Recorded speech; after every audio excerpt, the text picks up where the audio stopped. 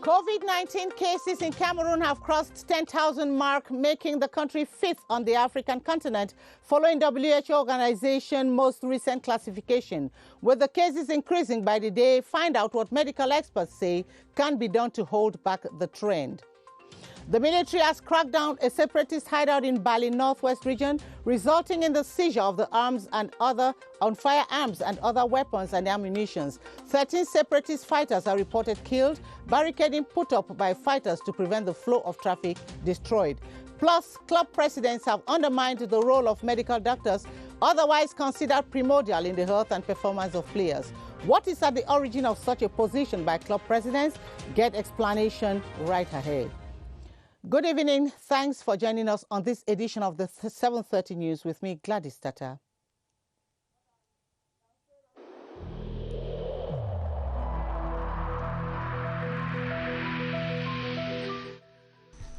The wearing of face masks in public places will be mandatory until further notice.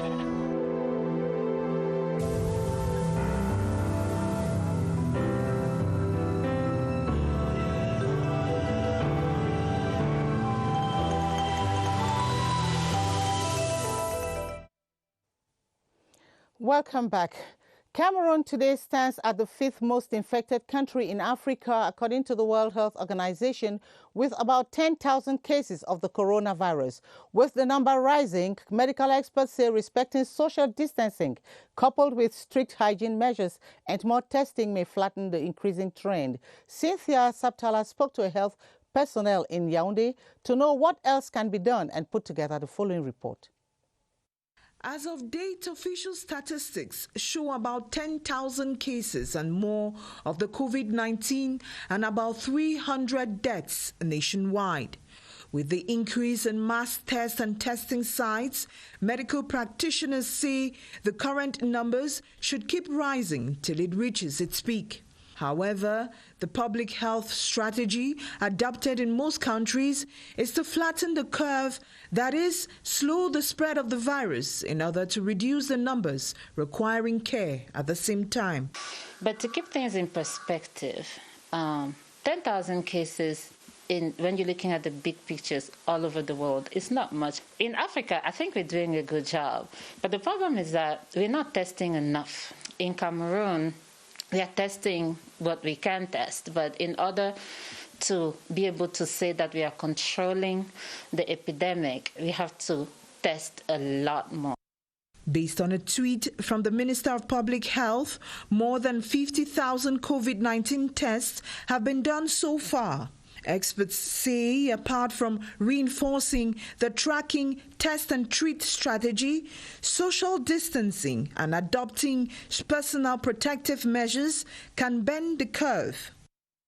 I think that the regular Cameroonian citizen is not really conscious of the risk of contamination that is actually out there.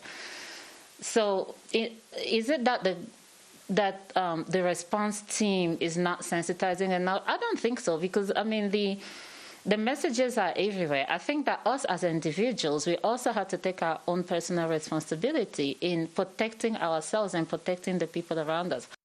The coronavirus is still a threat, with studies from the WHO revealing that people without symptoms could be responsible for up to half of the spread.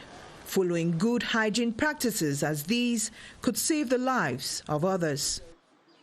Recalcitrant citizens whose disrespect for government and WHO barrier measures put their lives and the lives of innocent people on the risk of getting infected with coronavirus can be stopped. The government has an arsenal of coercive measures capable of making life so difficult for such defaulters that they would have no option than not only to conform to the barrier measures, but to act as deterrent to others. Killian Dantdifon in this write-up presents some of the ways by which government can make everyone respect the measures against the spread of COVID-19. In the case of the fight against COVID-19, as in most, if not all government action, sensitization had its place even where some people thought the devastating effects of the pandemic was enough reason to take draconian measures from the start. But this far, there are some compatriots who still do not understand that the option the government has taken is one of a government that cares about the well-being of its people. That is, make sure that there is no total collapse of the livelihood of the majority of the population that depends on daily businesses. The head of state himself set the pace with an outline of measures, creation of a solidarity fund and special gifts, and the government has taken the relay.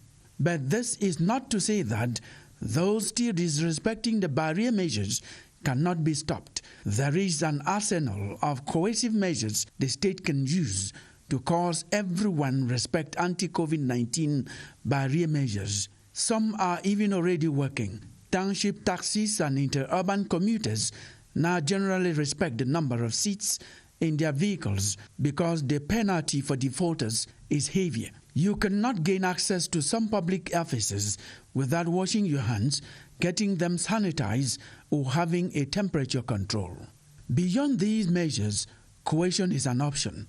The security forces can also be deployed to arrest anyone found in a public space disrespecting the barrier measures. Court cases can also be opened against those who are infected and move around or simply do not follow the protocol meant to stem the spread of the pandemic.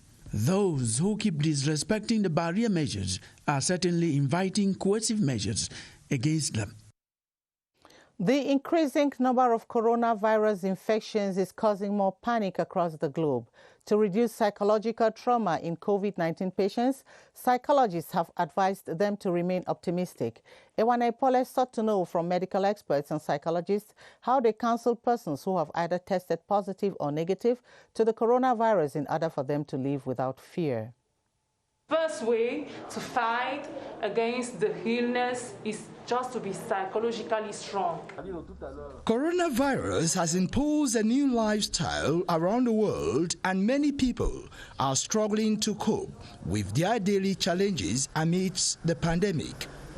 Even more challenging is the effort of medical institutions and experts in the domain to ensure the psychological balance and well-being of coronavirus positive cases.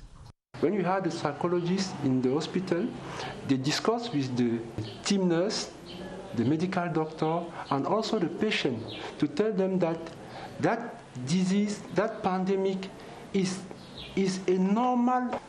We will live with it, and after the pandemic, we will continue to live. According to psychologists, patients need to avoid getting into a state of sadness and panic. Patients should strive to keep their thoughts and emotions as positive as possible. We are living with the pandemic. To my patients, the first thing is to distress. They are not developing symptoms because of the disease. It is just the stress. They are hearing in the radio that, oh, it is cough, it is fever. So they are mentalizing that and develop all those symptoms. First of all, they have to accept that, okay, I'm positive.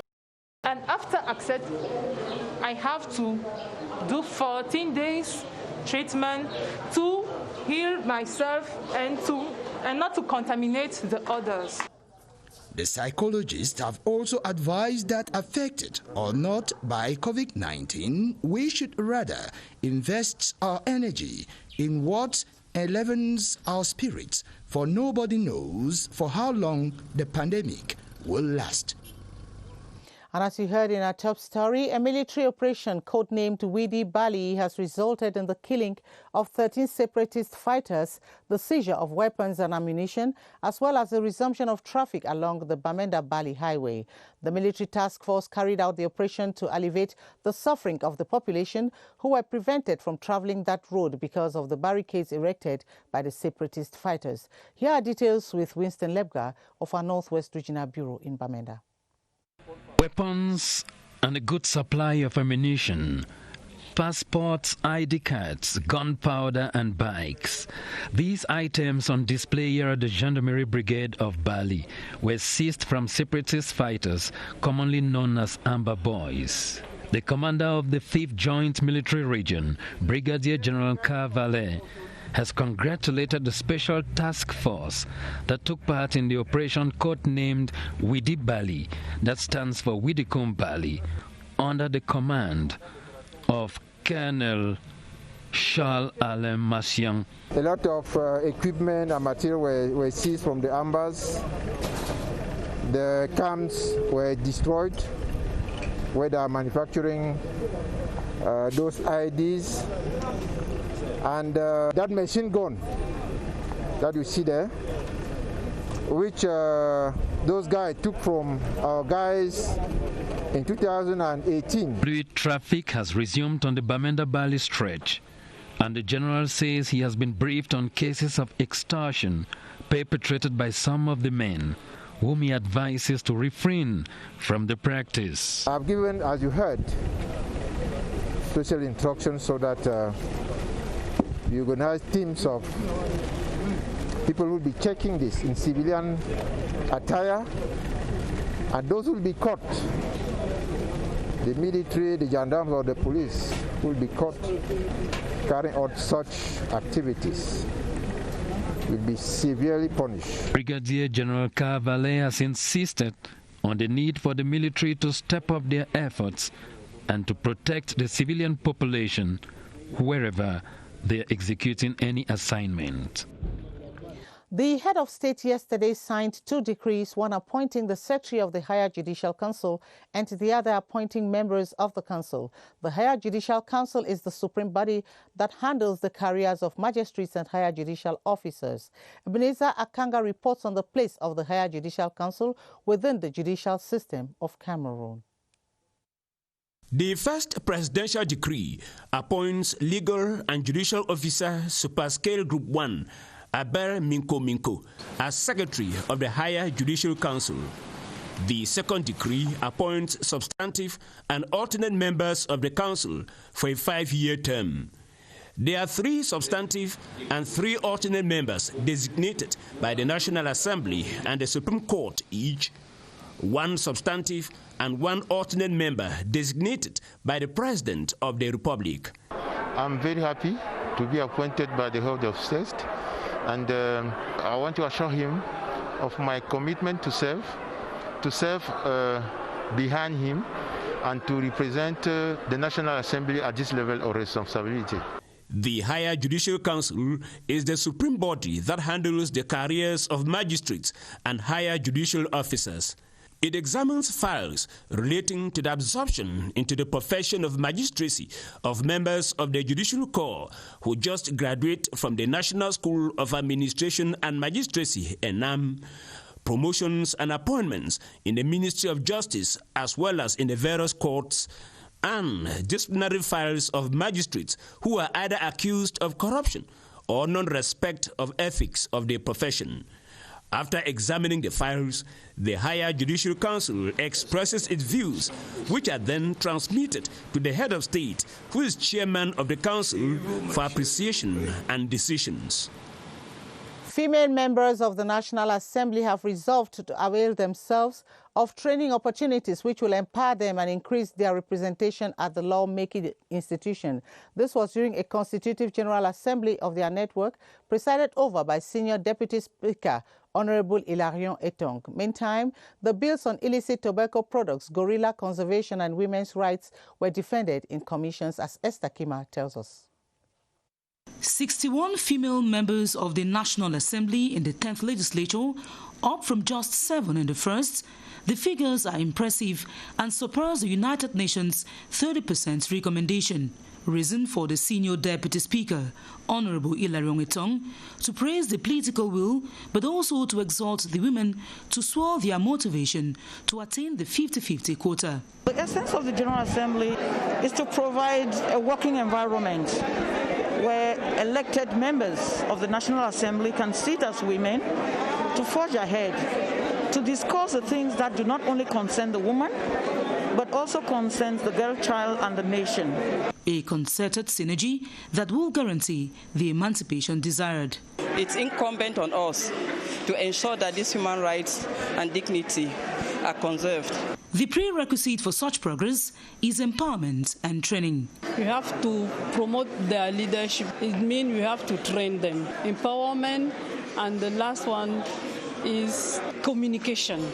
Meantime, at the Foreign Affairs Committee, the bill on the elimination of illicit trade on tobacco products was defended. Now we will have a regulation which will allow us to control. We will have international rules will be transferred at national level. The guerrilla agreements to conserve the country's 15,000 colony was also examined. The bill will enable our country to receive material or financial assistance from our financial and tech partners abroad. The statutes of Muslim women in the Organization of Islamic Women came under review. You can have opportunities which will help in assisting women in our society. The bills are due to be debated in plenary before adoption. At the upper house, senators have called for the creation of regional audit courts and the necessity for the audit bench and the Supreme Court to be financially autonomous to fast-track the control of the accounts of regional and local authorities in this era of decentralization.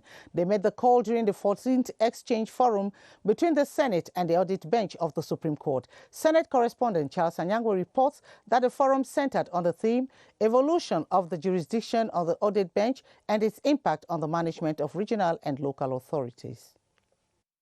It was a forum for senators to air out their views concerning the role played by the audit bench vis-à-vis the control of the finances of regional and local authorities that they represent. The audit bench, according to the different presentations, cannot carry out its functions well because of certain challenges. The challenges, first of all, is material. We need the regional audit courts, because if they are there, they will be closer to the various councils in their various areas, and the question of control on the spot will be easier.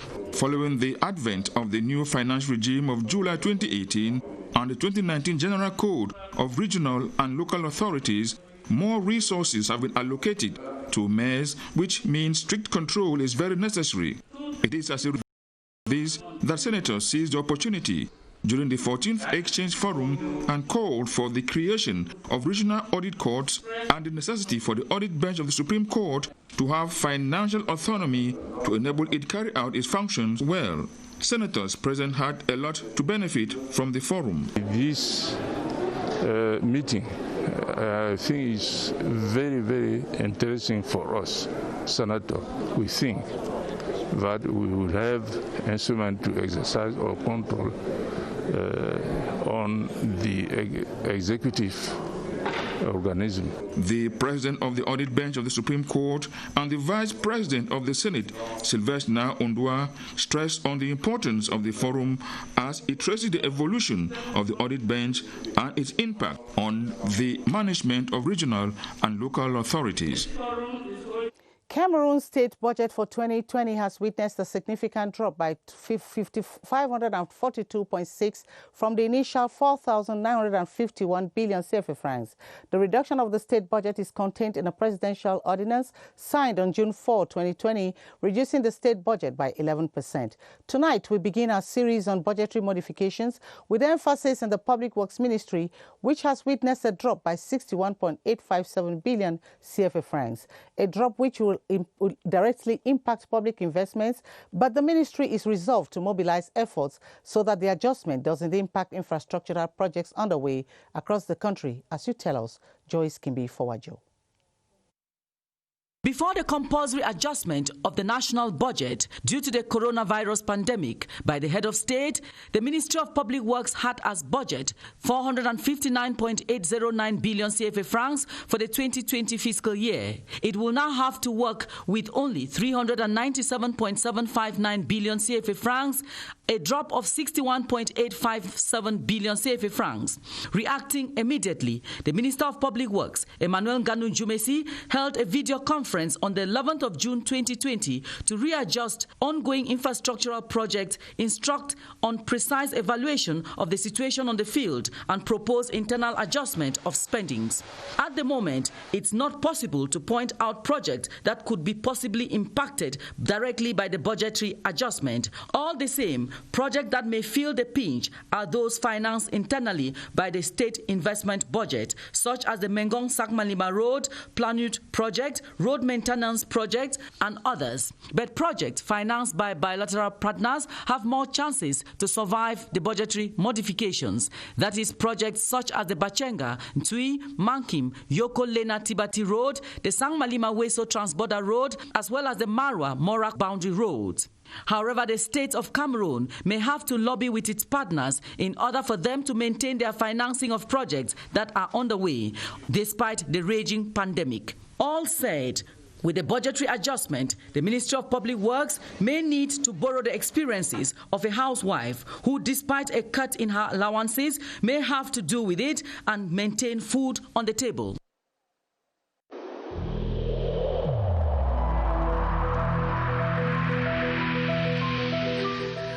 We should bear in mind that negligence by a single individual can seriously harm the entire community.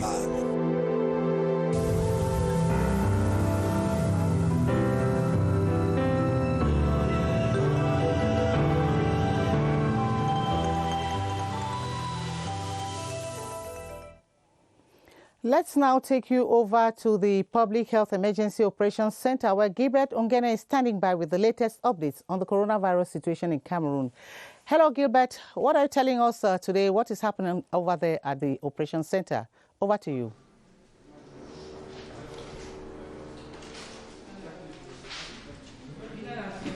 Hello, Gladys, TATAH. Welcome to the Public Health Emergency Operations Center. The news out here is that since the day of yesterday, Cameroon has gone past the threshold of 10,000 infected cases to the coronavirus. And as you know, over 50% of these persons have recovered from the disease this far. And close to 300 persons, to be more precise, 277 deaths have been recorded since the outbreak of the disease. During the press briefing that ended just a while ago, Madam Dr. Fane Mahamat, speaking on behalf of the Minister of Public Health, reiterated the fact that the government of Cameroon and foreign partners alongside friendly countries have been working relentlessly to make sure that those who are infected or affected by the coronavirus are given the necessary treatment. This is how the Prime Minister and head of government in early April this year created specialized centers for the treatment of COVID-19 cases in the Central region, Littoral, West, North, Southwest, and the Northwest regions. Since then, other centers have been created in the country, and the ministry has come up with a 3T strategy, that is the track, test, and treat treatment of patients. And this screening exercise is going on very fluidly, as many persons are being screened and taken care of before they manifest the disease as a whole. And that's the situation out here. Dr. Fane Mahamat insisted on the fact that the barrier measures should continue to be respected by Cameroonians so that the disease can be brought under control. That's the much we put together here. Gladys, TATAH, over to you. Well, thank you very much, Gilbert Ongene. And as you say, surpassing 10,000 new cases of coronavirus in Cameroon, that's too much. And Cameroonians need to sit up in order to curb its spread. Most parents in Douala say they provide face masks and hand sanitizers to their children, especially when they are sent on errands. These items, they underline, give them protection. Unfortunately, those children are seen in the streets hawking without these protective gadgets. Dixon Ashu, who has been in the streets in the economic capital, says it is an issue for concern. 13-year-old Iran Gongkong is a student of Form 3. Like his peers, he's been on unprecedented holidays because of the coronavirus pandemic. Second of 4 children from a family not so well-to-do, he says he is the family's best bet for daily bread. Only me know how to sell. So my mother said me that let me come and be selling and be feeding them. Alongside his street mate, 15-year-old Kingsley Echu, they staged the best impression to sell air freshers to vehicle owners at the Mbopi market entrance. This area seems to be strategic for many of them children in the business, very aware of the dangers going about with little or no respect of preventive guidelines against the COVID-19 pandemic. They say they have no choice. My mother, who is doing it, she's sending me in the market that I should come and sell all things because she wanted I should give money to pay my school fees and pay my junior one school fees.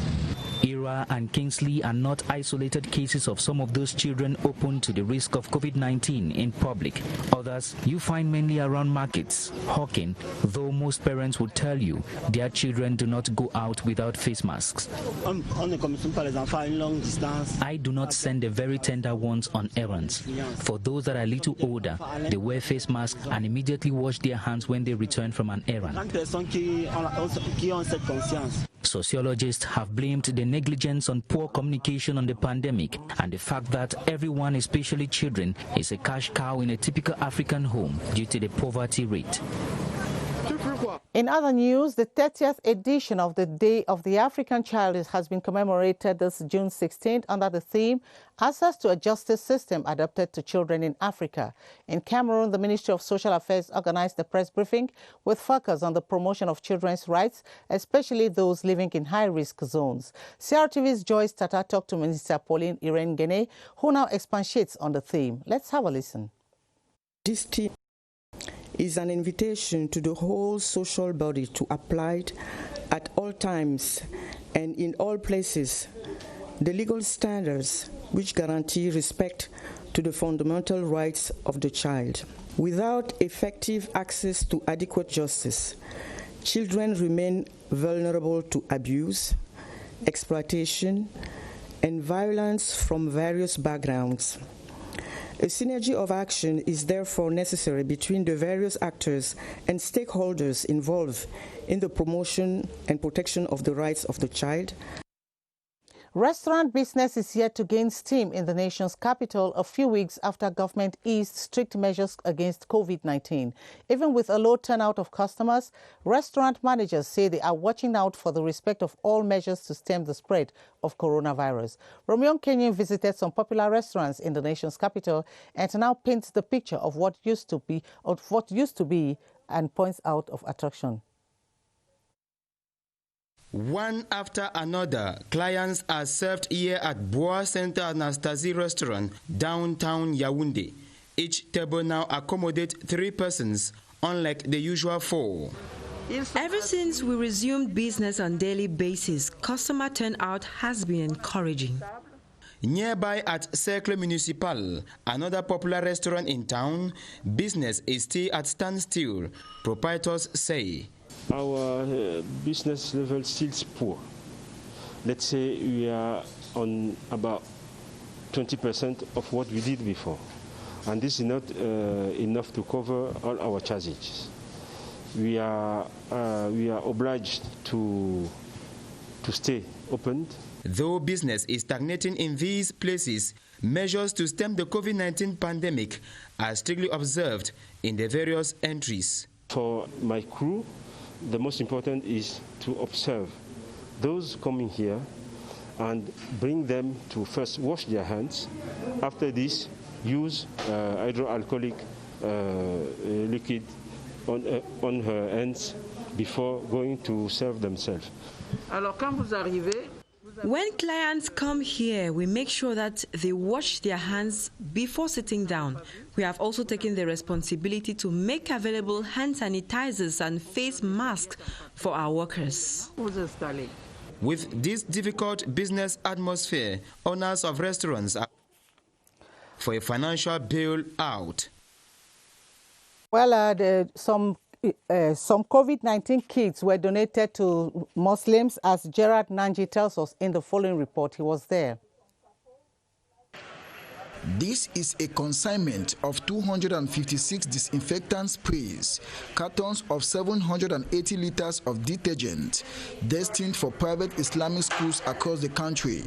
While receiving the anti-COVID-19 material in the presence of the Council of Imams and Muslim dignitaries of Cameroon, the representative for founders of private Islamic schools said the gesture comes at a time pupils and students are preparing for their end-of-year exams. Our problem was how you're going to have the disinfectant, but now that we have had this one, we're going to disinfect all our schools. The Ministry of Basic Education has hailed this initiative by the United Nations Development Programme. We are happy to receive this gift. All our efforts can contribute to permit our students to study well, to not be affected by the COVID-19. Over 384 private Islamic schools operate in the country, with over 55,000 pupils, supervised by about 2,000 teachers. And on to this advertorial, the Tarikon Cooperative Credit Union has been voted as the best institution in championing the economic growth of individuals in the country. And the recognition was given them during the 17th edition of the Guardian Post Achievement Awards Night in Yaoundé. It was a ceremony that also saw the distinction of people and institutions in different sectors of life. Details with Kwanchua Marie Cledo of CRTV Center. It was a ceremony rich in sounds and color as politicians, traditional authorities, the communication family, and faithful readers of the Lone English Daily turned out to applaud individuals and institutions that have been outstanding in various domains of national life in the past 1 year. We are at the 17th edition today. The purpose of the Guardian Post Achievement Award is to promote peace and national unity, and that is what we are continuing to be doing, and that is what we have been doing for the past 17 years. In the very challenging and competitive microfinance category, the Tarikon Cooperative Credit Union was singled out for its relentless efforts in enhancing the economic growth of individuals as well as small and medium-sized enterprises. Tarikon Cooperative Credit Union is represented in almost all the regions of Cameroon. Last year, 2019, we were able to pay interest of 5% on savings, and we have one of the lowest interest on loans. And this year we are budgeting to pay even up to 6%. We make sure that our customer service is the best and that any member who gets into our office is satisfied before leaving. Management is greatly moved by the mark of recognition that will encourage them to do more for our customers. We want to tell our clients and our would-be members that this brings us great joy, and this comes to encourage us and to tell them that we are going to do unnecessary innovations to bring them satisfactions even as time unfolds. Members of the jury say the exercise to get the best was tough, tight, and highly competitive. Other people and institutions in different sectors of national life were equally recognized at the ceremony, including the Prime Minister, Head of Government, Chief Dr. Dion Gute, as the Man of the Year. And as you heard in one of our lead stories, club presidents have undermined the role of medical doctors, otherwise considered primordial in the health and performance of players. But what is the origin of such a position by club presidents? Baldwin Sama now explains. It is an unfortunate situation that has become recurrent in our present-day football milieu, sudden death of footballers during a football match. Hitherto subjected to serious medical checkup before any match or physical exercise, the story of each football team in Cameroon nowadays making use of a medical doctor for a proper follow-up of the players varies.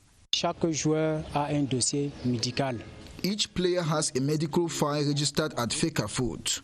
When these players are selected, we take them to Dr. Yemini, who carries out a sports balance sheet. If the player is fit, it's noted. If not, additional information is needed. Complémentaire à ajouter. Most teams today accept they can't do without sports medicine, but these doctors on their part lay the blame on lack of finances on the part of the club presidents. It is simple. It is a problem of money.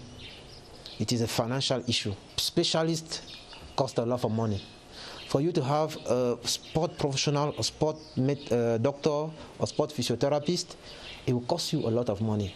You need to pay him, you need to pay the prestations, you need to, and what our club president doesn't have now, it is money.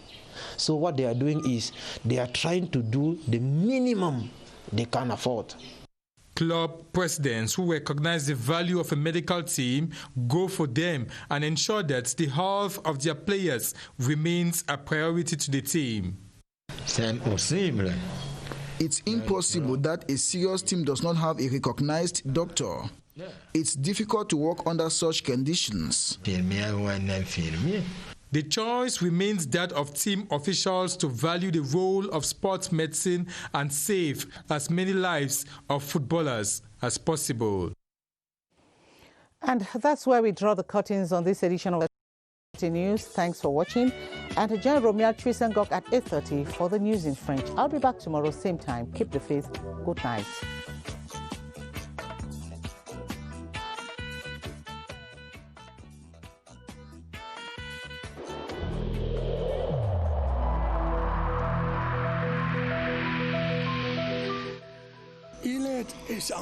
Each of us must comply with the measures that have been taken.